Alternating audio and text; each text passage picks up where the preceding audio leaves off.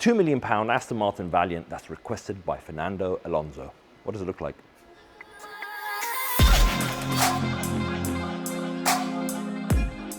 Hey guys, Nibble from Topaz. Hope you're doing well and welcome to Topaz Bristol, where today I've got this cool car next to me, which probably a lot of you would have seen Gordon Ramsay driving it around. It's a white one, and this is actually the car that I wanted to do a video on because, to be honest with you, it's exactly like the F1 safety car, which is absolutely epic, and the livery is fantastic on this car. So this is the Aston Martin Valiant. It's a £2 million car, which actually is one of the most aggressive looking Astons, in my opinion, in a long time. So let's go through some details on this, because there isn't really a deep dive video on the internet with this car, because there's only actually 38 cars being made. So we're very, very lucky to have this car in. We've actually done quite a few of them so far, I'd like to say, and proudly say that we've been trusted by all our customers in the UK and actually internationally as well. With the most recent one, there was one in Dubai as well that we actually did.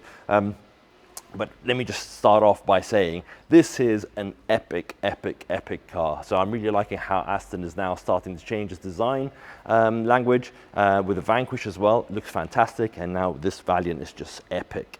So let's take a deep dive of exactly some details on this car. But first, let's go through all the processes of the detailing and paint protection film process that we did here in Topaz Bristol, and then I'll catch up with you afterwards.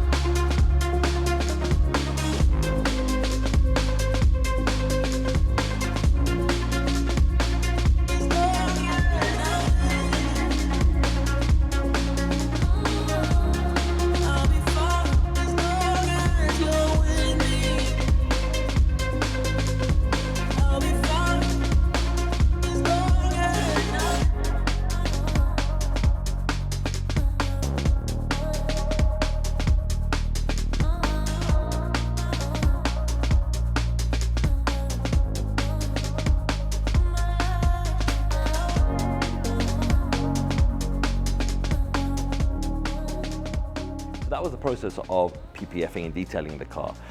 Let's go through some of the details of what this car actually means and what it stands for and why it's here, not just specifically in this unit, but why has it been created. So the superstar F1 champion Fernando Alonso is actually the person who requested this to say, guys, I want something that looks like this, I want this car, and that's exactly what Aston Martin did. They decided to create this based on his request. The car's actually got a full carbon fiber body. The whole aspect of this car is carbon fiber. It's actually, you can see some of it because it's exposed in some areas, which is actually quite ludicrous if you think about it, because it's a road car with this much carbon fiber. The bit that strikes me the most, to be honest with you, is the way this car looks. I mean, look how aggressive it looks. Some people have been, I've spoken to a few people about this car when it's come through our workshops and some customers, and some of them are like, no, it's terrible, looks ugly. Personally, I actually really like the way it looks. I think it's a fantastically looking, aggressive race car for the road. And it's not too low, so as you can see, it's not like it's super, super low where you can't be used on the road. Sometimes some cars can be a bit too ludicrous on the road. But this actually, for me, personally speaking, I think strikes a really amazing balance, and this is what I love about it. The back is just where it's at for me. It just looks super aggressive. I mean, the wing is big, but it's not ridiculously big. So it's big enough, but without it being like, you know, a GT3 RS style stuck on top, because I think that would be like from here to like here.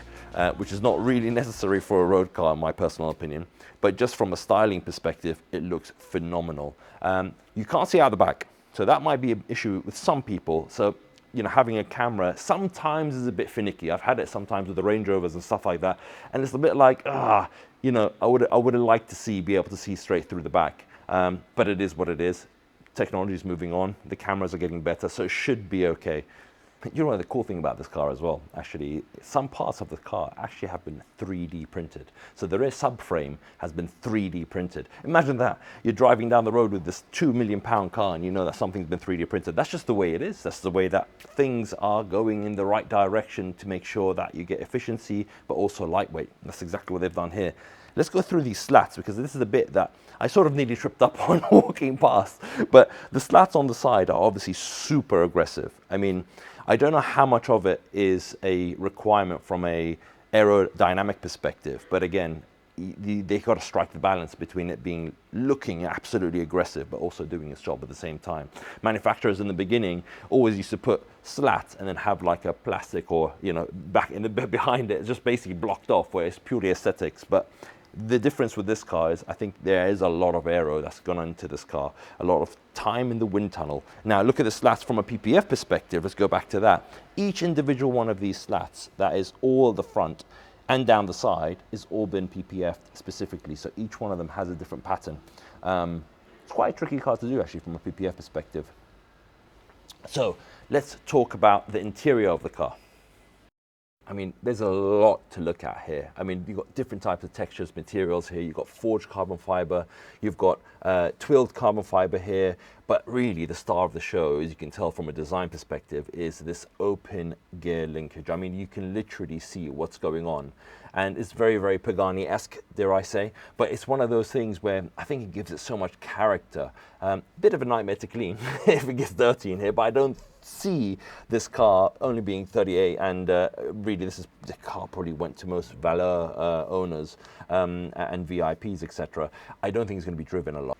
The same pull materials actually been designed to go into the handle here, which is obviously the handle to hold on for dear life, or to open or pull back the door when it's open, and this as well, which is also a little handle. So it's a cool way, almost like a 3RS, should I say? Dare I say? I'm not going to say it, but it is almost similar to a 3RS, just slightly different. Carbon fiber everywhere, including the whole door card is carbon fiber, which we've protected. So it's actually got film all the way around, every pink panel and every bit of carbon fiber there is on the interior. And that was the interior of this Aston Martin Valiant. Now, this car actually belongs to a very good customer of ours who actually brought his Bentley Bacala also in, which if you want to see that video, it's up here. You can click on that link and be able to see that video. And actually, I think there's also one thing that you guys are all waiting to hear. And that's me getting inside, switching it on, you hearing the engine. Let's do that now.